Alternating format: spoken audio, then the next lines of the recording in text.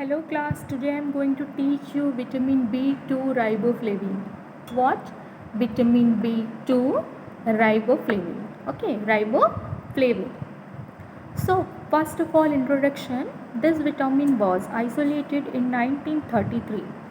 Vitamin B2 को सबसे पहले 1933 में आइसोलेट किया गया है ना। विटामिन B2 को कब आइसोलेट किया गया? 1933 में, है ना। It has a fundamental role in cellular oxidation.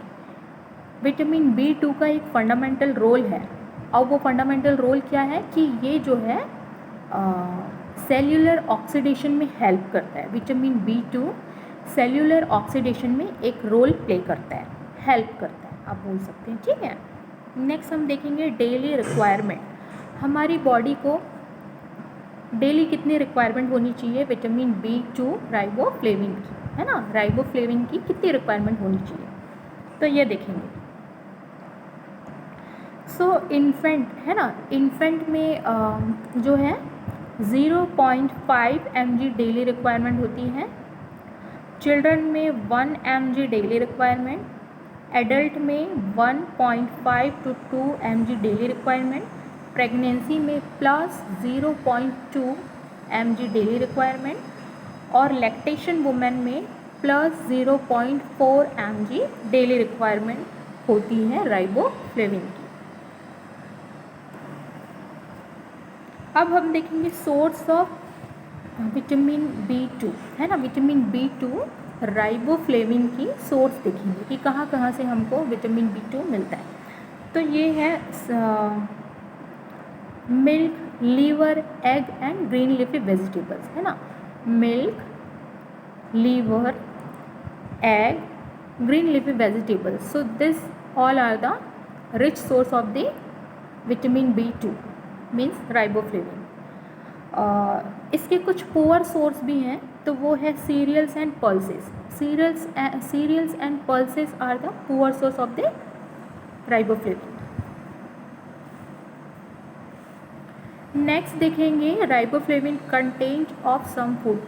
कुछ फूड्स हैं जिसमें राइबोफ्लेविन प्रेजेंट होते हैं, कंटेन होते हैं, तो वो कौन कौन से फूड है और उसमें कितने अमाउंट में जो है राइबोफ्लेविन कंटेन होता है, हम ये देखेंगे, है ना। तो जैसे लीवर है ना, 100 ग्राम का लीवर है, कोई भी फूड में लूँगी, जो भी फूड का नाम मैं लूँगी वो 100 ग्राम का होगा, तो पर 100 ग्राम के फूड में कितना अमाउंट या कितने जो है विटामिन B2 राइबोफ्लेविन प्रेजेंट होता है, ये मैं बताऊँगी। सो लीवर, अगर 100 ग्राम का लीवर है तो उसमें 3.0 to 4.0 mg राइबोफ्लेविन प्रेजेंट होता है, ठीक है। Skim milk powder 1.5 to 1.7 mg riboflavin present होता है। ये जितना भी कंटेंट का नाम मैं आपको बता रही हूँ वो 100 ग्राम का कंटेंट है ना, बार बार उसको रिपीट नहीं करूँगी, एक ही बार बता रही हूँ। जितने भी फूड के नेम मैं लूँगी वो 100 ग्राम के फूड होंगे, है ना। वो 100 ग्राम के फूड में कितना हमें विटामिन B2 मिलेगा ये बता रही हूँ। नेक्स्ट होल सीरियल्स अगर 100 ग्राम के हैं, है ना, तो 100 ग्राम के होल सीरियल्स में हम देखेंगे कि कितना राइबोफ्लेविन प्रेजेंट होता है या मिलता है। तो 0.1 to 0.16 mg राइबोफ्लेविन प्रेजेंट होता है। पल्सेस में यदि हम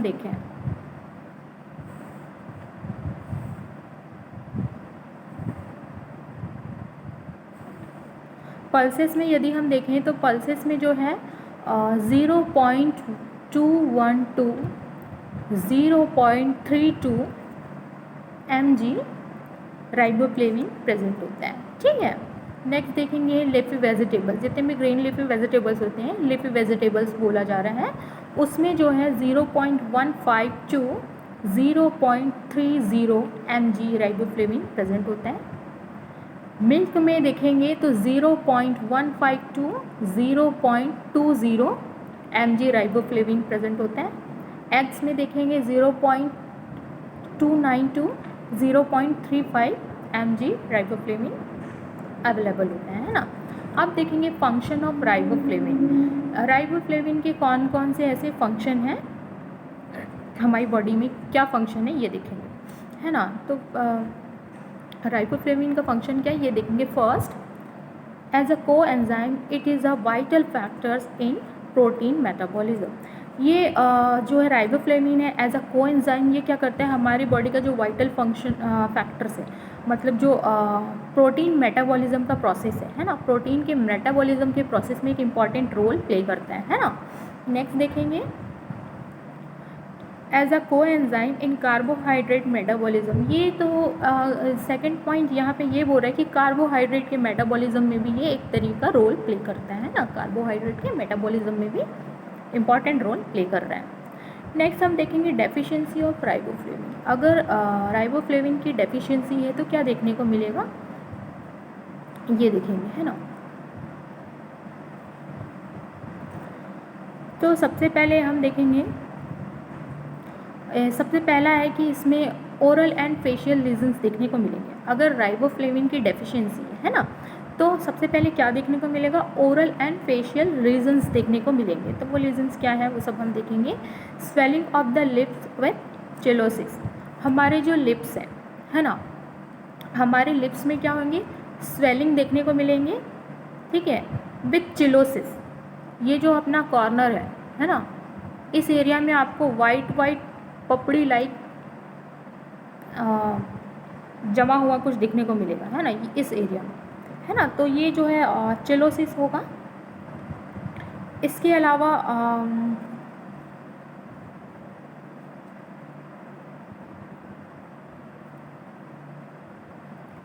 हम देखेंगे एंगुलर स्टोमेटाइटिस, है ना, एंगुलर स्टोमाटाइटिस।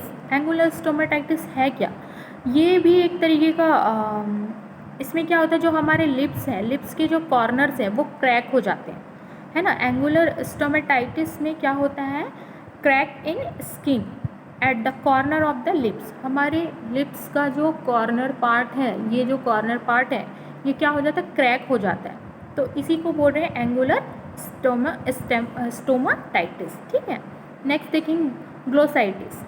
नेक्स्ट क्या होगा, विटामिन B2 की डेफिशिएंसी की वजह से ग्लोसाइटिस हो सकता है। सो ग्लोसाइटिस है क्या, इन्फ्लामेशन ऑफ टंग, है ना, हमारा जो टंग है, जीभ है, उसमें इन्फ्लामेशन देखने को मिलेगा। So that is called glossitis.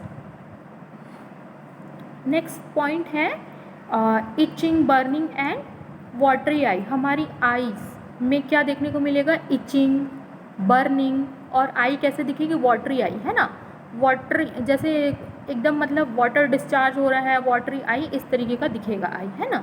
Etching, burning and watery आई देखने को मिलेगी। Next point, scrotal deformity, scrotal dermatitis, है ना, मतलब एडल्ट में स्क्रॉटम में इन्फेक्शन होगा, है ना, जो स्क्रॉटम का आउटर लेयर है उसमें इन्फेक्शन देखने को मिलेगा, उसमें स्वेलन देखने को मिलेगा, है ना, स्क्रॉटल में स्वेलन देखने को मिलेगा, है ना। नेक्स्ट है इसका ट्रीटमेंट क्या क्या करेंगे ये देखेंगे। सो ट्रीटमेंट में हम जो है ओरल एडमिनिस्ट्रेशन करेंगे विटामिन B2 का, राइबोफ्लेविन का, है ना। ट्रीटमेंट में क्या करेंगे, हम मेडिसिन कैसे देंगे, ओरल मेडिसिन देंगे टैबलेट फॉर्म में, है ना, ओरल मेडिसिन देंगे। कितना देंगे, 10 mg राइबोफ्लेविन देंगे, है ना। किसको, एडल्ट को 10 mg राइबोफ्लेविन देंगे। कब तक देंगे, 1 मंथ तक का, है ना। कोई एडल्ट है जिसमें विटामिन B2 की डेफिशिएंसी देखने को मिली तो उसका ट्रीटमेंट हम कैसे करेंगे, उस एडल्ट को 1 मंथ तक का 10 mg राइबोफ्लेविन प्रोवाइड करेंगे, ठीक है। नेक्स्ट अगर कोई चिल्ड्रन है तो चिल्ड्रन में हम जो है 5 mg orally daily for 1 month तक का प्रोवाइड करेंगे, है ना। ओरली उसको विटामिन B2 प्रोवाइड करेंगे, राइबोफ्लेविन प्रोवाइड करेंगे। कब तक प्रोवाइड करेंगे और कितना प्रोवाइड करेंगे, तो 5 mg 1 मंथ तक प्रोवाइड करेंगे डेली।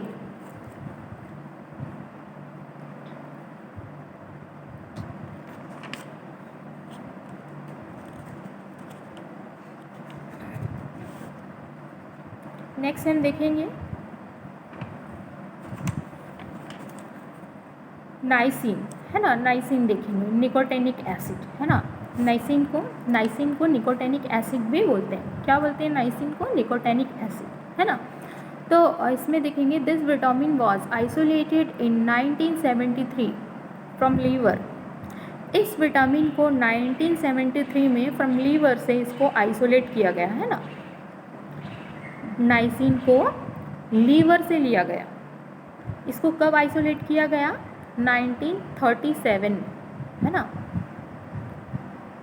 नाइसिन को 1937 में लीवर से लिया गया और इसे 1937 में आइसोलेट किया गया, ठीक है। मतलब सॉरी, थोड़ा सा मिस्टेक हो गया। मतलब यहाँ पे ये बोला जा रहा है कि नाइसिन को जो है 1937 में आइसोलेट किया गया फ्रॉम लीवर, ठीक है। नेक्स्ट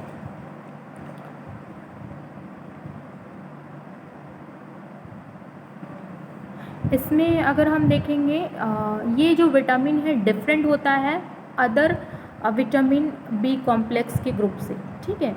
जो विटामिन बी कॉम्प्लेक्स का ग्रुप है ना, विटामिन बी कॉम्प्लेक्स के ग्रुप से ये थोड़ा सा डिफरेंट होता है बोला जा रहा है। इसका डेली रिक्वायरमेंट कितना होना चाहिए? तो डेली रिक्वायरमेंट है 6.6 mg पर 1000 K calorie of energy intake, है ना। कितना रिक्वायरमेंट होना चाहिए?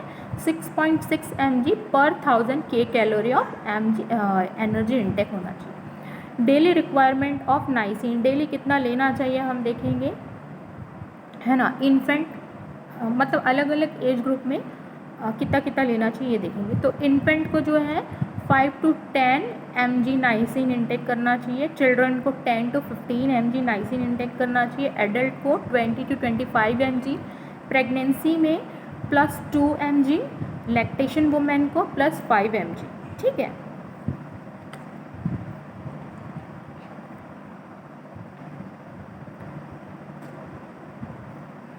इसके अलावा हम देखेंगे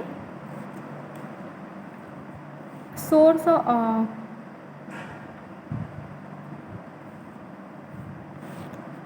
ऑफ नाइसिन किस किस में जो है नाइसिन जो है कंटेन होता है, ये हम देखेंगे। रिच सोर्स है इसके liver, rice polishing, ground nuts. Liver, rice polishing, ground nuts कितने कितने mg जो है इसमें हमको नाइसिन मिलता है, ये हम देखेंगे। तो 100 mg के किसी भी कंटेन में, जितना भी कंटेन का मैं नाम लूँगी वो 100 ग्राम का रहेगा, है ना। किसी भी कंटेन का मैं नाम लूँगी वो 100 ग्राम का रहेगा। तो 100 ग्राम के कंटेन में कितना नाइसिन प्रेजेंट होता है ये बताऊँगी, है ना। तो लीवर में अगर 100 ग्राम का लीवर है तो उसमें 16 to 20 mg नाइसिन जो है अवेलेबल होगा। राइस पॉलिसिंग है, उसमें राइस पॉलिसिंग से हमको 16 to 18 mg नाइसिन अवेलेबल होगा।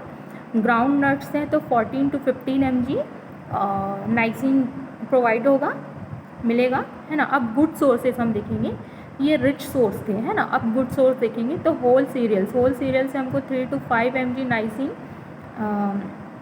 मिलेगा। लिगम से 2 to 3 mg, मीट से 6 to 7 mg, फिश से 3 to 4 mg। और इसके अलावा रूट एंड जो ट्यूबर्स होते हैं, रूट्स एंड ट्यूबर्स से 0.5 to 1 mg नाइसिन अवेलेबल होगा।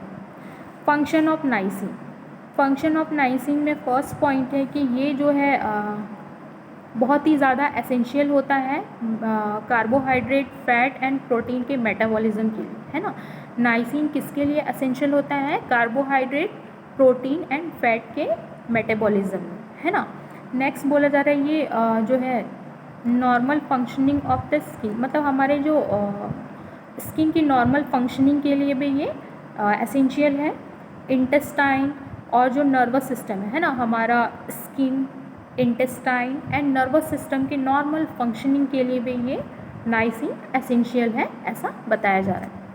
डेफिशिएंसी ऑफ नाइसिन, है ना। नाइसिन की डेफिशिएंसी होगी तो क्या क्या देखने को मिलेगा ये हम देखेंगे। तो नाइसिन की डेफिशिएंसी से डायरिया कॉज कर सकता है, डर्मेटाइटिस कॉज कर सकता है ना। डिमेंशिया कॉज कर सकता है ना। 3D कॉज कर सकता है, डायरिया, डर्मेटाइटिस, डिमेंशिया। अभी 3D जो है 4D में कन्वर्ट हो चुका है ना।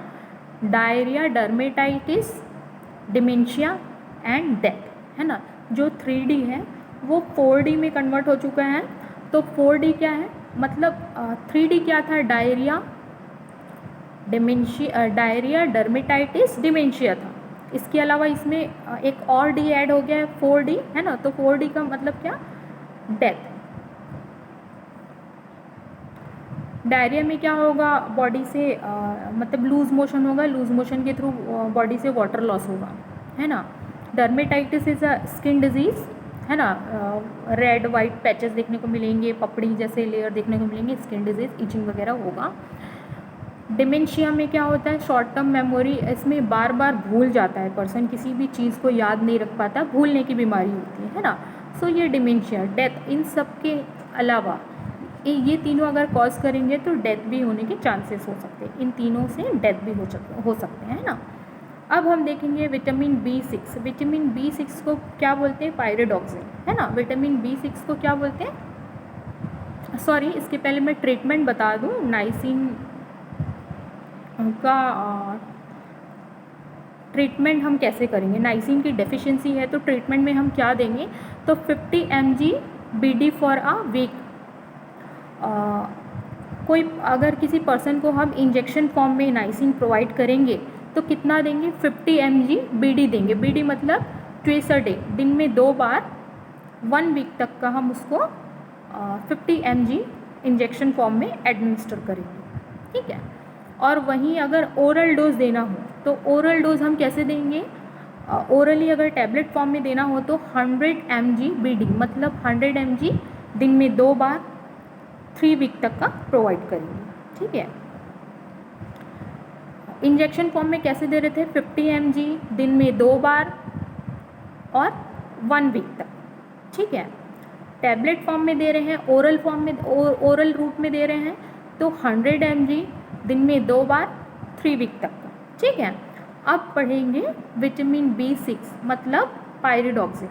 तो ये पायरिडॉक्सिन को सबसे पहले जो है प्योर फॉर्म में 1938 में आइसोलेट किया था, है ना। पायरिडॉक्सिन को कब आइसोलेट किया था, 1938 में। ये भी जो है डिफरेंट होता है, ग्रुप ऑफ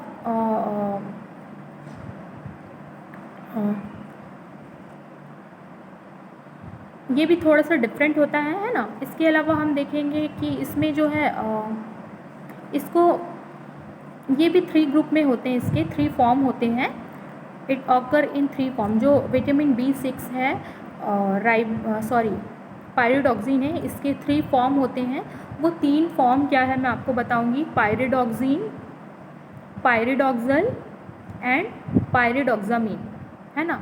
विटामिन B6 के 3 फॉर्म होते हैं, उसमें फर्स्ट है पायरिडॉक्सिन, सेकंड पायरिडॉक्सल, थर्ड पायरिडॉक्सामीन, ठीक है। ये 3 फॉर्म होते हैं। ये किस में हेल्प करते हैं, metabolism of protein, fat and carbohydrate.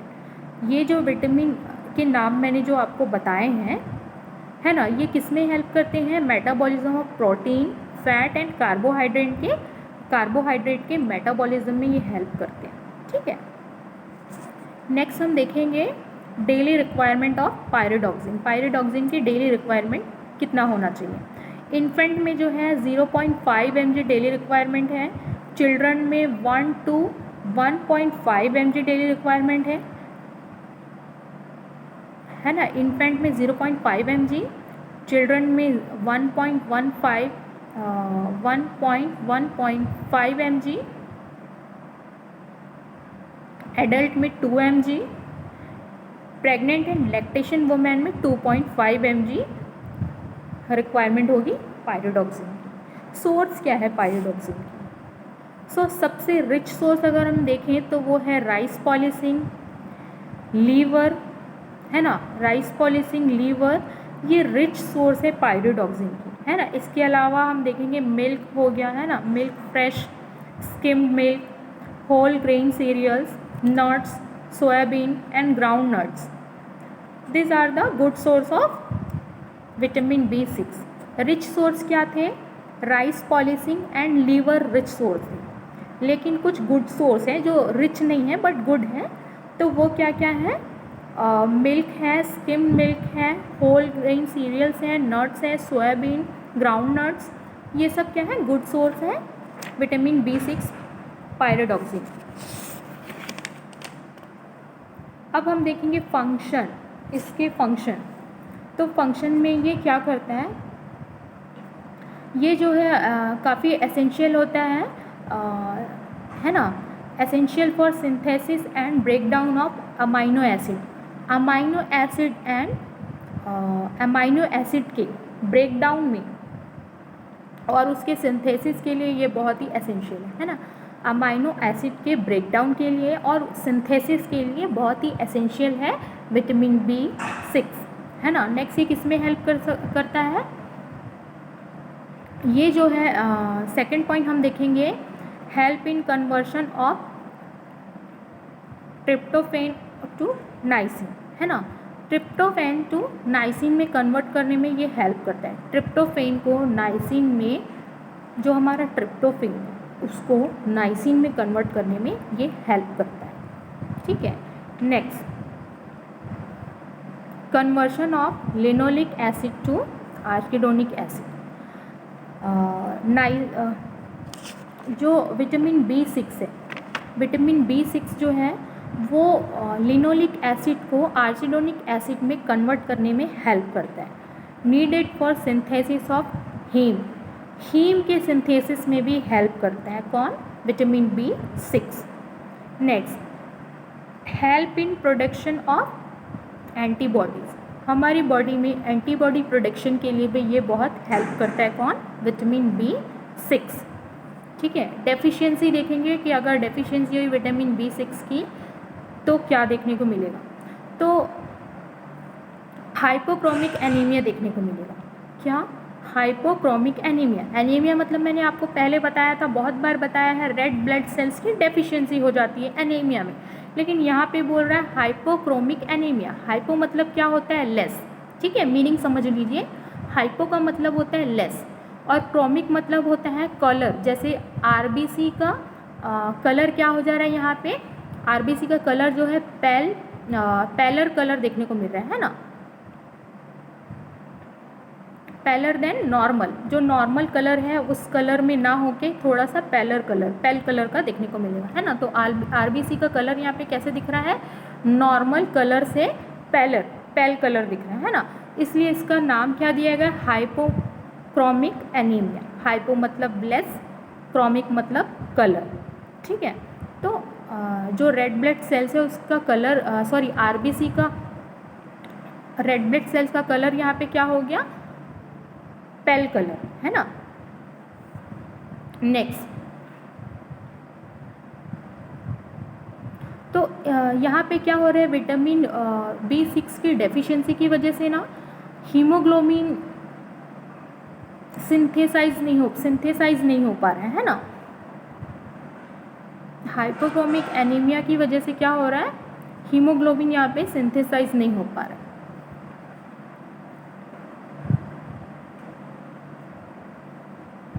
मतलब यहाँ पे विटामिन B6 की डेफिशिएंसी की वजह से हीमोग्लोबिन सिंथेसाइज नहीं हो पा रहा है, जिसकी वजह से हाइपोक्रोमिक एनीमिया कॉज कर रहा है। थोड़ा सा वो हो गया था, जैसे कि बॉडी में विटामिन B6 की डेफिशिएंसी होने की वजह से क्या हुआ? विटामिन इसमें हीमोग्लोबिन की सिंथेसाइज नहीं हो पा रही है, हीमोग्लोबिन सिंथेसाइज नहीं हो पा रहा है, जिसकी वजह से हाइपोक्रोमिक एनीमिया कॉज किया, ठीक है। थोड़ा सा वो हो गया था। अब नेक्स्ट हम देखेंगे इसमें पेरिफेरल न्यूराइटिस भी देखने को मिलेगा। अगर विटामिन B6 की डेफिशिएंसी हुई तो पेरिफेरल न्यूराइटिस, है ना, देखने को मिलेगा। ये क्यों मिलेगा? जैसे ट्यूबरक्लोसिस की कंडीशन में, ट्यूबरक्लोसिस के ट्रीटमेंट के लिए हम लोग जो है आइसोनायाजाइड का अगर मेडिसिन ले रहे हैं, आइसोनायाजाइड का अगर मेडिसिन ले रहे हैं तो उस कंडीशन में हमको जो है पेरिफेरल न्यूराइटिस कॉज कर सकता है। आइसोनायाजाइड को INH भी बोलते हैं। INH का फुल फॉर्म क्या है? तो वो है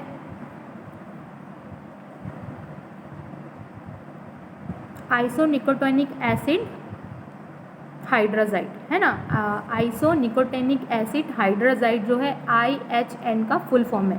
IHN को शॉर्ट में बोलते हैं आइसोनायाजाइड, ठीक है। तो इसके ट्रीटमेंट, ट्यूबरक्लोसिस से ट्रीटमेंट ले रहे हैं, ये आइसोनायाजाइड ले रहे हैं, तो उस कंडीशन में पेरिफेरल न्यूराइटिस देखने को मिल सकता है। स्किन लीजन देखने को मिल सकते हैं around the eye and nose, around the eye and nose क्या देखने को मिल सकता है, स्किन लीजन देखने को मिल सकता है। नर्वस इरिटेबिलिटी हो सकता है, कन्वल्शन कॉज कर सकता है। आई थिंक इतना आप लोगों को समझ में आ गया होगा। नेक्स्ट क्लास नेक्स्ट डे हम देखेंगे।